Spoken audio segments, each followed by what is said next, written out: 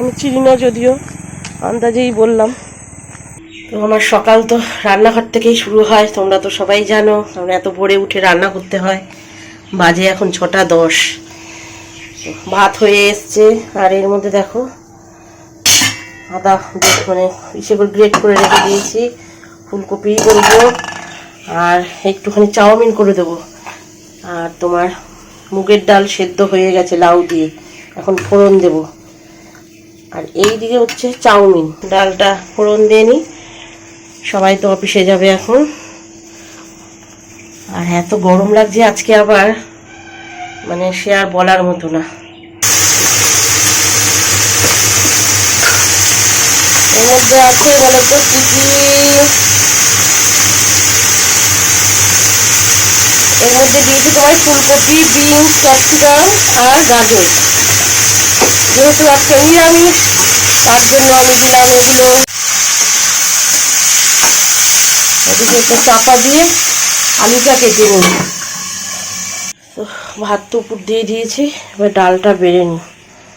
আর জানো তো, সকালবেলাটাই কিন্তু আমার তাড়াহুড়ো বেশি, তারপরে কিন্তু সারাদিন আমি নিজের মতো নিজে কাজ করতে পারি। কি হলো? উঠেছে ঘুম থেকে। তো যেটা বলছিলাম, যে সকালবেলাটাই আমার তাড়াহুড়ো থাকে, তারপরে সারাদিন আমি নিজের মতো নিজে কাজ করতে পারি। আবার রাত্রেবেলা একটু রান্না করা। আর এইদিকে গরম জল বসিয়েছি, ফুলকপিটা সেদ্ধ করব। আর এইদিকে দেখো চাউমিনটা হয়ে গেছে। আলুটা একটুখানি দিয়ে নিই, আলুটা ভাপিয়ে নিয়ে তারপরে ফুলকপিটা দেবো। এই পড়িস না কিছু। এই আমার এই ঢাকনাটা কিনে এত সুবিধা হয়েছে, এত সুন্দরভাবে সব কিছু সেদ্ধ হয়ে যায় ঢেকে রাখলে। মানে থালা দিয়ে তো মানে ফাঁকা ছিল, সেটা দিয়ে যেত। আর এটা একদম পুরো কড়াইয়ের সাথে আমার সেট হয়ে গেছে, খুব সুন্দর সব কিছু সেদ্ধ হয়ে যায়। প্রেশার কুকারেও দিতে হয় না আমার। ফুলকপিটা সেদ্ধ হতে হতে জানো, এই পটলগুলো কেটে নিলাম, একটু ভাজা করে দিই। বললো ডালের সাথে একটু ভাজা দাও, তো দিলাম। এখন চাউমিনটা প্যাক করে দিই, নিয়ে যাবেন, এখন খেয়ে যাবেন না, ইনি এখন নিয়ে যাবেন। তো টিফিন গুছানো হয়ে গেছে। এই দেখো চাউমিন, আর এটার মধ্যে তরমুজ কেটে দিয়েছি। ব্যাস, আটকে দিই, ও নিয়ে চলে যাক, তারপরে বাদ বাকিটা আমি করছি এখন। আর এই ফুলকপি সেদ্ধ হয়ে গেছে, তো ড্রেস করতে চলে গেছে। তো সকালবেলা ওরা বেরিয়ে যাওয়ার পর আমি একটুখানি মুদিখানা বাজারে গেলাম, যে ঘর টুকটাক জিনিস আনার জন্য। তো একটু দই নিলাম, বিস্কুট নিলাম, একটু চানাচুরের প্যাকেট নিলাম। এগুলো নিয়েই তারপরে বাড়ি এলাম। তো বাজে এখন দেখো কটা, 1:40। তো তোমাদের সামনে আসতে দেরি হয়ে গেল। এখন গুড মর্নিংও না, আফটারনুন। তো আজকে ব্লগটা তো সকাল থেকেই শুরু করে দিয়েছি, দেখেছো। আর অনেক কাজ ছিল আজকে, তার জন্য তোমাদের সামনে আসতে দেরি করেছি। তো নতুন ব্লগে সবাইকে স্বাগত, বড়দের প্রণাম আর ছোটদের ভালোবাসা। আর স্নান হয়ে গেছে এখন। স্নানের পর এই যে আমার গপু সোনা বসে আছে, দেখেছো। যাই, এবার পুজোটা সব গোছাই। চলো এবার গুছিয়ে নিই সব। আজকে ফুল আনিনি, মার কাছে তো যায় না টোটন। এখন কতদিন মায়ের বাড়িতে যাচ্ছে না, কারণ হনুমানে কামড়ানোর পরে ও আর যাচ্ছে না। আর ফুল আলাও আসেনি, ঘরে যা ফুল ছিল, মানে আমাদের গাছে যা ফুল ছিল সেই ফুল দিয়েই পুজো করবো আজকে।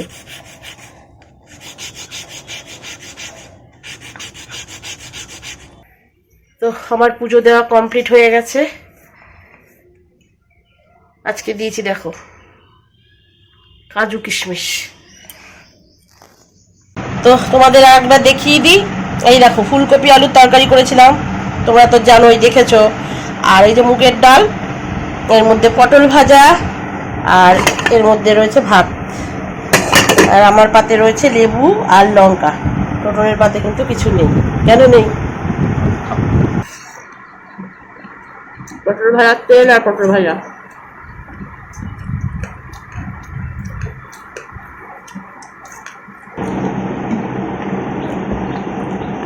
ভাবলাম এসি চালিয়ে বসবো, তারপরে দেখলাম এসি চালালে ঘরটা গরম, ঠান্ডা হতে হতে একটু দেরি হবে। ততক্ষণে খেয়ে নিই, খুব খিদে পেয়েছে। তো হয়ে গেল খাওয়া দাওয়া, এবার বাসনটা মাজবো। বাসন টাসন মেজে তারপরে শোবো। বেরিয়ে পড়লাম হাঁটতে, হেঁটে আসি একটু। ঘুম থেকে উঠলাম, উঠে ঘর বাড়িটা একটু গুছালাম, গুছিয়ে বললাম তাহলে একটু হেঁটেই আসি সময় যখন আছে, নইলে আর বেরোনো হবে না। তো গিয়ে পরে সন্ধ্যা দেব। তো একজন বলছে ক্যামেরা অন করে কোথায় যাচ্ছ, কথা বলছো কার সাথে? আমি বলছি ভগবানের সাথে কথা বলছি। কি বলবো আর। তো চলো।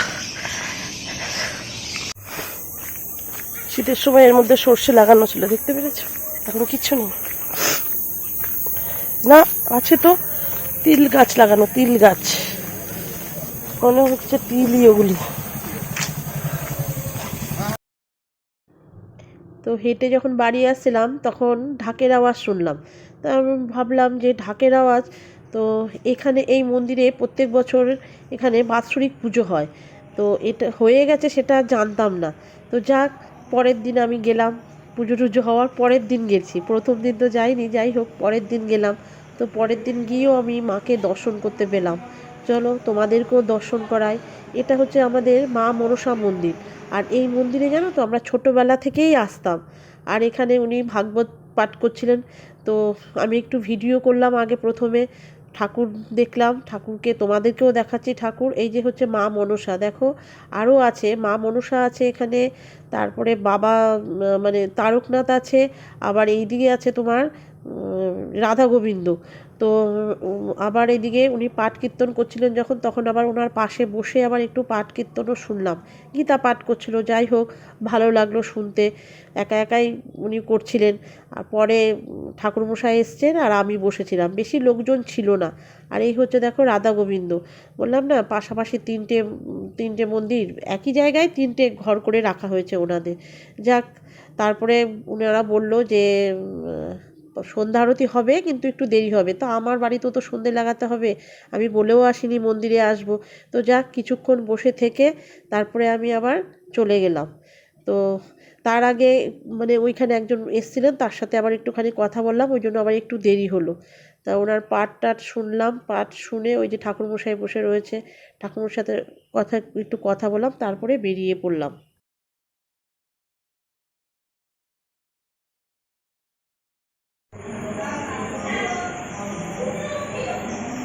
তো হাঁটতে এসে ঢাকের আওয়াজ শুনে মন্দিরের ভেতরে চলে গেলাম। বাড়ির সামনেই আমাদের, বেশি দূরে না। তো এত ভালো লাগলো, মায়ের কালকে বাৎসরিক ছিল পুজো, তো আমি তো আর জানতাম না, তো ওই জন্য আজকেই আসলাম মাকে দর্শন করতে। তো চলো, সন্ধেই হয়ে গেছে, এবার বাড়ির দিকে যাওয়া যাক। এই দেখো মন্দিরের রাস্তা, খুব সুন্দর মন্দিরটা। পেলাম, দেখো কারেন্ট নেই, দেখেছো? ওই যে ও বসে ওর জায়গায় বসে রয়েছে, মুড়ি খায়। আমিও একটু মুড়ি চানাচুর নিয়ে নিলাম। এই দেখো মুড়ি চানাচুর।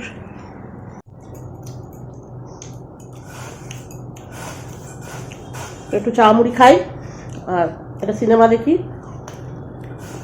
রাতে তো শুধু রুটি, দুধ আছে, তারপরে যেগুলো রান্না করেছি সেগুলোও রয়েছে।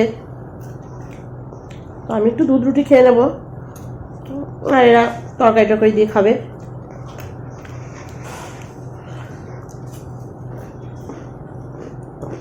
জলের বোতলটা দিত। তো চা মুড়ি খেতে খেতেই আমি আজকের ব্লগটা শেষ করলাম। যদি ব্লগটা ভালো লেগে থাকে অবশ্যই লাইক শেয়ার কমেন্ট করো। আর যারা নতুন আছো আমার চ্যানেলে তাদেরকে বলছি সাবস্ক্রাইব করে আমার পাশে থেকো, আমাকে এগিয়ে নিয়ে যাও। তো সবাই ভালো থেকো, সুস্থ থেকো, গুড নাইট সবাইকে, টাটা, শুভরাত্রি। আবার দেখা হবে নতুন একটা ব্লগে, নতুন ভিডিওতে। তো টাটা, গুড নাইট।